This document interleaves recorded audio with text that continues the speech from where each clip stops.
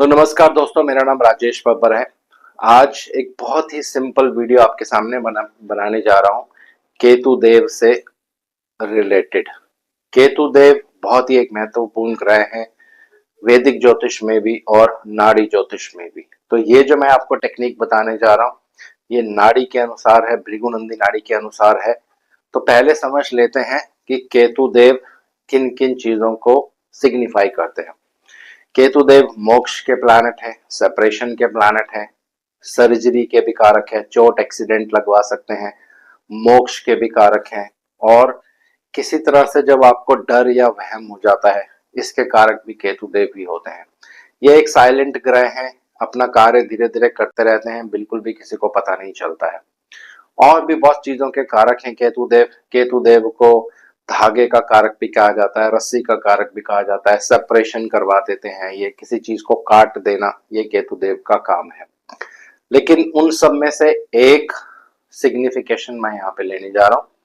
पूरे एग्जाम्पल्स तो मैं यहाँ पे आपको नहीं समझा पाऊंगा क्योंकि वीडियो बहुत लंबी हो जाएगी, लेकिन आपके साथ मैं सिंपल बेसिक टेक्निक शेयर करने जा रहा हूँ।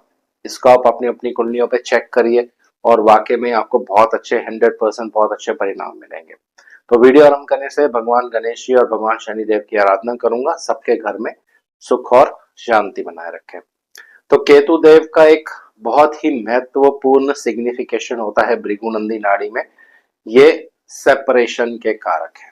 सेपरेटिव इफेक्ट्स सबसे ज्यादा केतु देव में ही होते हैं दोस्तों।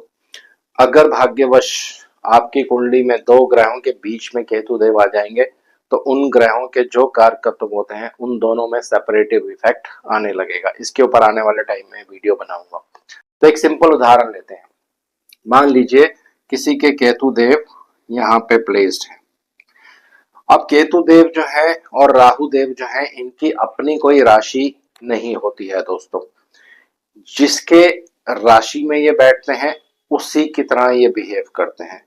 तो सिंपल थ्योरी यहाँ पे क्या लगाएंगे, जहां केतु देव बैठेंगे आपकी कुंडली में, लगन कुंडली से इसको आपको देखना है, वहां पे आपको सेपरेटिव इफेक्ट्स देंगे ही देंगे। तो पूरा जैसे मैंने आपको बताया कि पूरा डिटेल्स मैं यहाँ पे नहीं बताने जा रहा हूँ क्योंकि वीडियो बहुत लंबा होगा। सिर्फ आपको टेक्निक शेयर करने जा रहा हूँ, उसके बाद अपनी अपनी कुंडलियों पे इसको चेक करिए। दूसरे स्टेप में आपको क्या देखना है, जिसके साइन में केतु देव होंगे वो कुंडली में कहाँ पे बैठे हैं, उस रिलेटिव से या उस भाव से रिलेटेड चीजों से आपको सेपरेटिव इफेक्ट्स सदा सदा फेस करने ही पड़ेंगे दोस्तों। और ये इफेक्ट्स ज्यादा आपको कब देखने को मिलेंगे, जब केतु देव का ट्रांजिट भी उस राशि के ऊपर हो रहा हो, यानी गोचर भी उस राशि के ऊपर हो रहा हो। तो इतना डिटेल्स में इसको चर्चा नहीं करेंगे, सिंपल। तो एक सिंपल उदाहरण लेते हैं। मान लीजिए इसी को एग्जाम्पल बना लेते हैं। अगर केतु देव आपके अष्टम भाव में है, अष्टम भाव क्या होता है, ये पेरेंटल प्रॉपर्टी का भाव है। एक उदाहरण ले लेते हैं, बहुत सी और चीजों को सिग्निफाई करता है।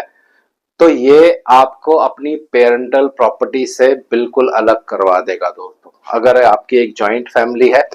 क्योंकि जब केतु यहाँ होंगे तो राहु देव यहाँ आने वाले हैं। तो सेकेंड हाउस में जब राहु रहते हैं तो एक बच्चे का जब जन्म होता है तो बहुत बड़ी फैमिली होती है। खासकर बहुत सी कुंडलियों पे आप कॉम्बिनेशन देखने वाले। लेकिन केतु देव 8th हाउस में होने की वजह से जो बच्चे की पेरेंटल प्रॉपर्टी होती है उससे वो इसको सेपरेटिव इफेक्ट्स देना शुरू कर देता है। और जिस समय गोचर खराब होगा या कोई दशा खराब होगी तो फिर अपनी पेरेंटल प्रॉपर्टी से उसको अलग होना पड़ता है।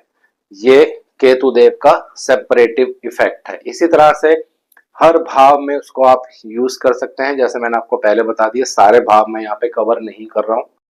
सेकंड, आपको क्या देखना है, इसके जो लॉर्ड होंगे, यानी जिस साइन में केतु देव बैठे होंगे उस साइन के लॉर्ड आपको देखने हैं कुंडली में कहाँ पे बैठे हैं।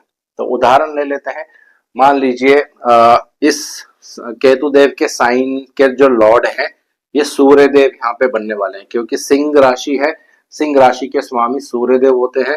तो सूर्य देव को उदाहरण के लिए यहाँ लिख लेते हैं, सिर्फ समझने के पर्पज से, ताकि जो टेक्निक है आप लोगों को समझ आ जाए। तो अब 11th हाउस क्या है, 11th हाउस आपके बड़े भाई को इंडिकेट करता है, 11th हाउस आपके मित्रों को इंडिकेट करता है, 11th हाउस जो होता है ये आपकी पत्नी से पंचम भाव है। 11th हाउस जो होता है ये आपके पिता से सेकंड भाव है।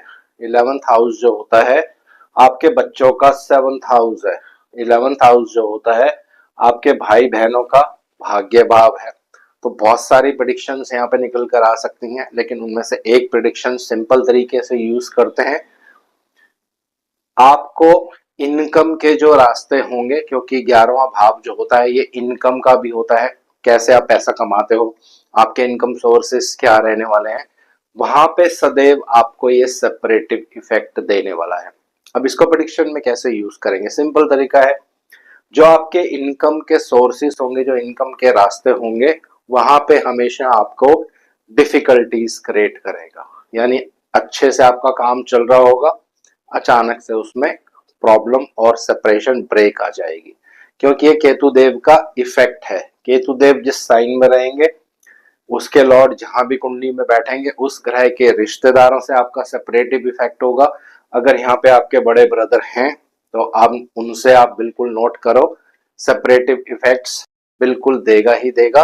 लेकिन अगर बृहस्पति का प्रभाव सूर्य देव पर होगा तो इफेक्ट्स थोड़े से कम होंगे। लेकिन अगर यहाँ पे कोई पॉजिटिव इफेक्ट नहीं होगा तो बड़ा भाई, आपके फ्रेंड्स और बाकी चीजें मैंने आपको बता दी, आपकी इनकम के जो रास्ते होंगे वहां पे सदैव सदैव ये रुकावट करने वाले हैं दोस्तों। तो इसी तरह से आप हर कुंडली में इसको यूज कर सकते हैं। सिंपल तरीका मैं दोबारा से बता रहा हूं, एक और एग्जांपल मैं लेता हूं समझने के लिए। मान लीजिए किसी के केतु देव 9th हाउस में है, 9th हाउस में है और यहाँ पे मेष राशि है, 1 नंबर राशि है। अब आपको क्या करना है, पहली चीज, नवम भाव जो होता है ये आपका रिलीजन का भाव है, ये आपके फैमिली का भी भाव होता है, क्योंकि 9th हाउस जो होता है ये फैमिली वैल्यूज को इंडिकेट करता है। तो अगर केतु देव यहाँ रहते हैं तो ये आपको फैमिली से अलग करवा सकता है, आपकी फैमिली वैल्यूज में प्रॉब्लम क्रिएट कर सकता है, वहाँ ऑब्स्ट्रक्शन क्रिएट कर सकता है। आप अपनी फैमिली वैल्यूज के अगेंस्ट जा सकते हैं, या अपने रिलीजन के भी आप अगेंस्ट चले जाते हैं, कोई और गुरु फॉलो कर लेते हैं, जो आपके इष्ट देव होते हैं उनको फॉलो नहीं करते हैं, दूसरे किसी गुरु को फॉलो कर लेते हैं, क्योंकि ये केतु देव का सेपरेटिव इफेक्ट है, ये प्रॉब्लम देता ही देता है। सेकंड, आपको क्या देखना है कि इसके जो स्वामी होंगे ये बनेंगे मंगल देव। तो मंगल देव क्या है कुंडली में, मंगल देव जो है छोटे ब्रदर को इंडिकेट करते हैं, ये बाद में देखेंगे। सिर्फ आपको ये देखना है मंगल देव कहाँ बैठे हैं कुंडली में। तो उदाहरण ले लेते हैं, मान लीजिए मंगल देव को मैं यहाँ प्लेस्ड कर देता हूँ, चाहे मेल कुंडली हो फीमेल कुंडली हो, दोनों के लिए सेम कॉम्बिनेशन होंगे। तो मंगल देव बैठे हैं पंचम भाव में। पंचम भाव क्या होता है, आपकी संतान का है, संतान होने में प्रॉब्लम करेंगे, वहां पे ऑब्स्ट्रक्शन क्रिएट्स करेंगे। अगर संतान कंसीव हो जाएगी तो उसको डिस्ट्रॉय करने की कोशिश करेंगे, क्योंकि सेपरेशन देना है आपको और आपकी संतान के बीच में, या संतान आपको छोड़ के कहीं दूसरे देश में जाके सेटल हो जाएगी, क्योंकि सेपरेटिव इफेक्ट्स हैं। पंचम भाव जो होता है यह आपकी बुद्धि का भी होता है, जहां से आप अपनी बुद्धि का प्रयोग करते हैं दोस्तों। तो यहाँ भी सेपरेटिव इफेक्ट्स वो देंगे। सेपरेटिव इफेक्ट्स का ये मतलब है कि आपको एंजाइटी प्रॉब्लम, टेंशन, डिप्रेशन, इस तरह की चीजें भी ये केतु देव यहाँ पे दे सकते हैं। प्रेडिक्शंस को बहुत ध्यान से आपको यूज करना है। सेपरेटिव इफेक्ट का मतलब होता है कि उस चीज से आपको दूर करने की कोशिश करेंगे, ठीक है। तो ये बहुत सिंपल टेक्निक है, इस टेक्निक को आप यूज करिए अपनी अपनी कुंडलियों पे। और किसी को भी अगर कोई प्रॉब्लम आती है, हमारे दिए हुए नंबर्स पे आप व्हाट्सएप कर सकते हैं। कंसल्टेशन अगर आप करना चाहते हैं डिटेल्स में, तो हमारे दिए हुए नंबर्स पर आप व्हाट्सएप कर सकते हैं दोस्तों। तो आज इस वीडियो को यहीं विराम दे रहा हूँ। आशा करता हूँ सब कुशल मंगल होंगे। भगवान शनिदेव से आराधना करूंगा सबके घर में सुख और शांति बनाए रखें। जय शनिदेव।